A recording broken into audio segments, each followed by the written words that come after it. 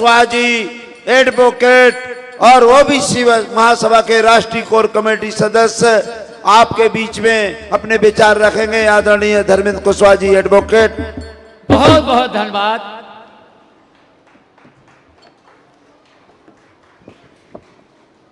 मेरे साथ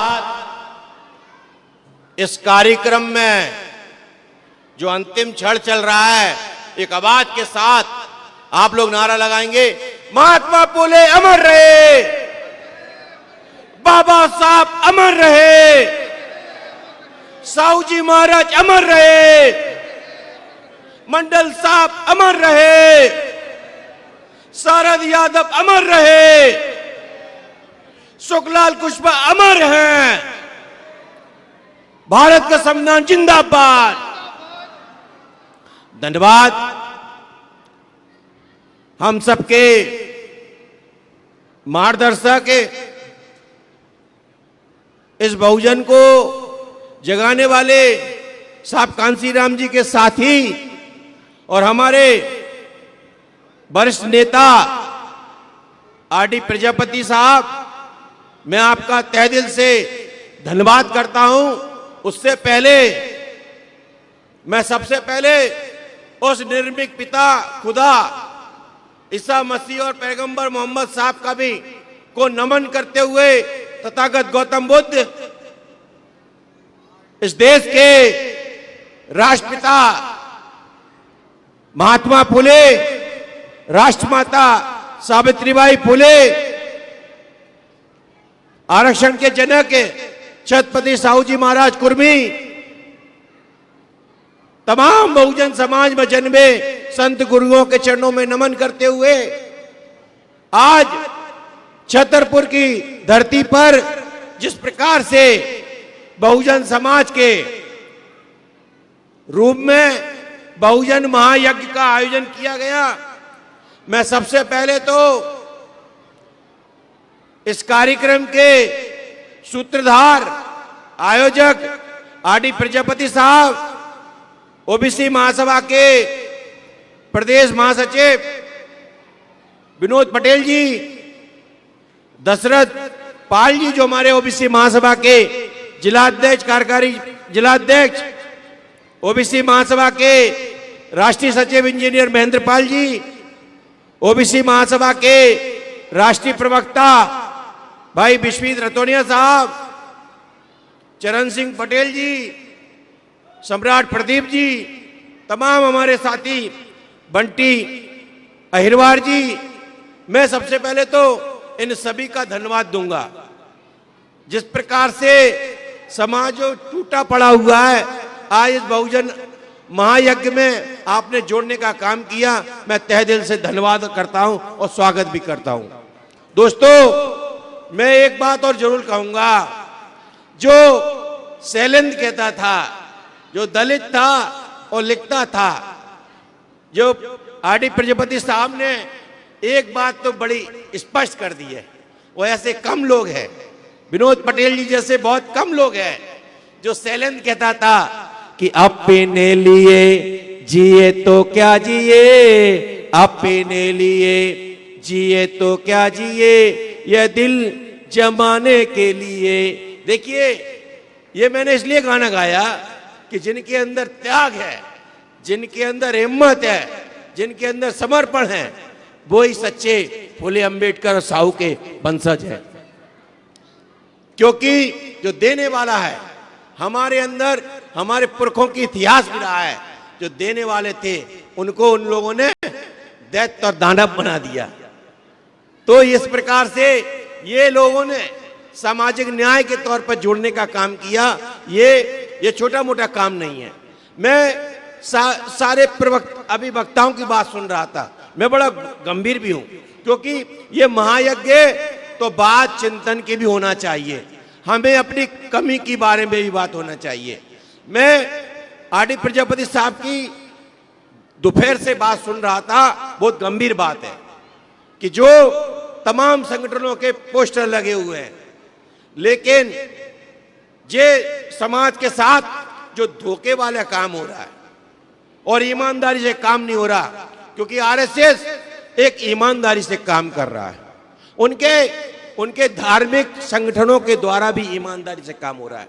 लेकिन हमारे जितनी बात करी जाए, बहुजन आंदोलन की बात की जाए, तो हमारे लोग केवल सोशल मीडिया और मंचों पर जगह मिलने का काम कर रहे हैं।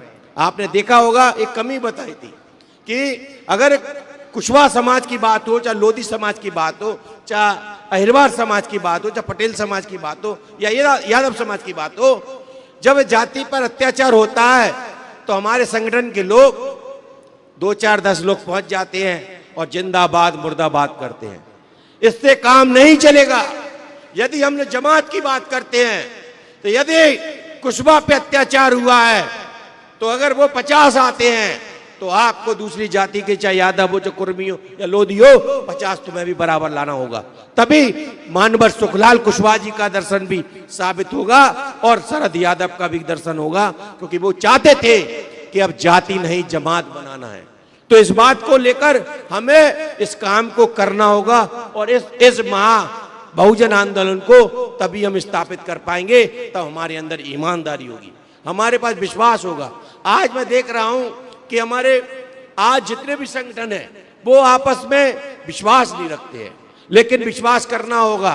यदि आप फूले के वंशज हो, यदि आप छत्रपति साहू जी महाराज के वंशज हो, आप कर्पूरी ठाकुर के वंशज हो, सम्राट अशोक के वंशज हो, या कांसी राम जी के वंशज हो, शरद यादव के वंशज हो, तो आपको ईमानदारी से सबको मेल मिलाव करके बहुजन महायज्ञ के तौर पर जगह जगह, ये जहां पर छतरपुर में हुआ, हर गांव और मोहल्ले में होना चाहिए। दोस्तों, एक बात और कहूंगा, मैं ज्यादा नहीं कहूंगा, क्योंकि देश के अंदर बहुत भयानक स्थिति पिछड़े दलित आदिवासी ईसाइयों के, मुस्लिमों के साथ जो जिस प्रकार से भयानक स्थिति करते हुए अन्य अत्याचार बढ़ता जा रहा है, ये कब तक चलेगा? इस देश के अंदर हमारी आधे से ज्यादा आबादी है, हर दूसरा आदमी ओबीसी है, हर बहुजन है, लेकिन क्या कारण है?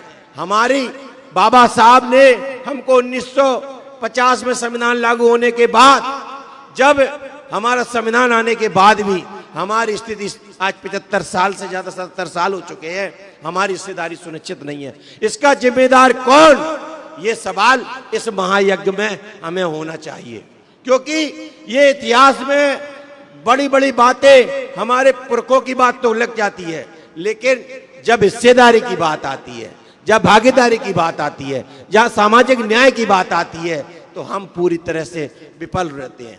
कारण एक ही है, क्योंकि जब तक मैं देख रहा हूं पूरे देश के अंदर कि हमने देख लिया कि अगर एक जाति के नेता अगर मुख्यमंत्री बन जाते हैं या राष्ट्रपति बन जाते हैं या प्रधानमंत्री बन जाते हैं, लेकिन वो उसी में खुश है।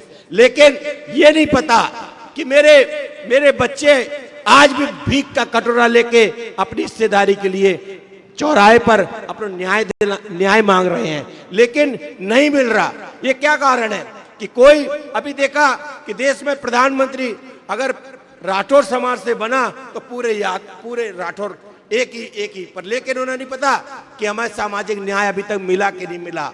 सुप्रीम कोर्ट में हमारे जज बने कि नहीं बने, चुनाव आयोग के कमेटी में हम लोग रहे कि नहीं रहे, ये नहीं हो पाया। मेरा एक ही बात है।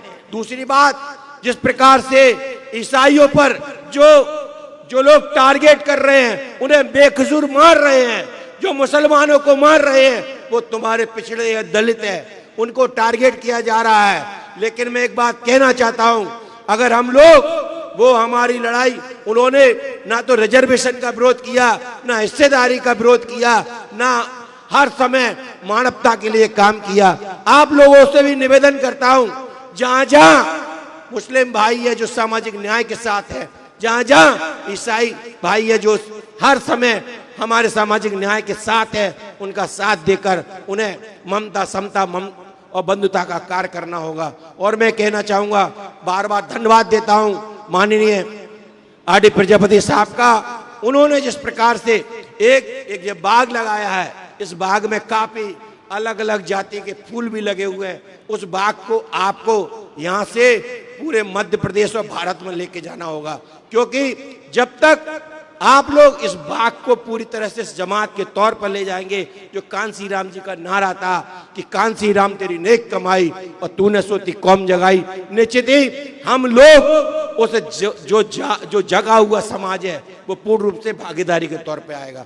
दोस्तों एक बात और लास्ट कहूंगा, क्योंकि इस देश के अंदर जिस प्रकार से भारत के संविधान पर हमला किया जा रहा है, इसको बचाने का काम हम सबका है।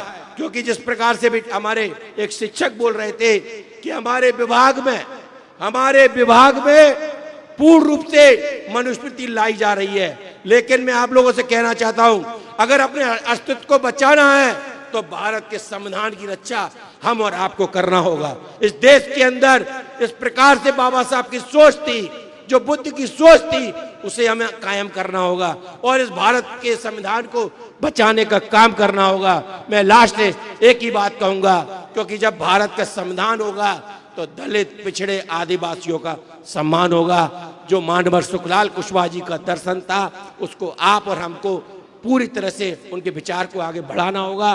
क्योंकि देख लीजिए उत्तर प्रदेश में राम मंदिर का मुद्दा चल रहा है, लेकिन वो भी अच्छा हुआ कि जो हमारे SC ST OBC के लोग जो बहुत ज्यादा पाखंडवाद में फंसे थे और वो चंदा देते थे, दान देते थे, देख लिया आप लोगों ने कि पूर्ण रूप से वो व्यर्थ गया, वो किसके जेब में गया, उसके द्वारा कितनी जमीनें ली गई, ये समझ में आ गया। लेकिन मैं आप लोगों से एक ही बात कहूंगा कि महात्मा फुले बोलते थे कि सत्य मेरा आदि घर है और सत्य तुम्हें आजाद करेगा। निश्चित ही आप लोग उस काम को करेंगे।